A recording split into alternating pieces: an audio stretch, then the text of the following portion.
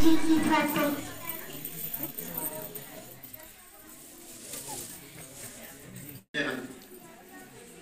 और इस तो बाद सैजदीन को सुखजीत को वो आके अपनी पोता जी है बाबा जोरावर सिंह जी देंगे। मैं गुरु जी का खालसा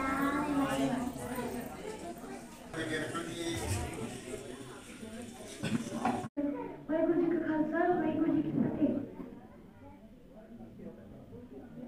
साहिबजादे नाम सुनिए, 4 साहिबजादे शाबाश। वाहिगुरू जी का खालसा वाहिगुरू जी की फतेह। अजीत सिंह जी जी का खालसा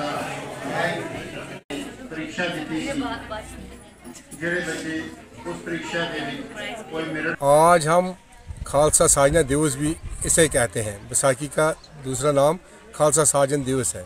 आज के दिन गुरु गोबिंद सिंह जी ने केसगढ़ साहब में 5 सिखों को अमृत देकर खालसा पंथ की साजना की थी। आज के इस दिन पर मैं सारी सिख बरादरी को मुबारक करता हूँ। उसके साथ वाहिगुरु से दुआ करता हूँ कि सारे आलम में शांति और मसरत का पैगाम बन के ये दिन आए। बताए कुछ ऐसा है कि कश्मीर में एक रवायत रही है कि हम यहाँ हिंदू मुस्लिम सिख जो है आपसी जो त्यौहार हैं इनको बड़ी खुशी और शादमानी के साथ आपस में मनाते हैं।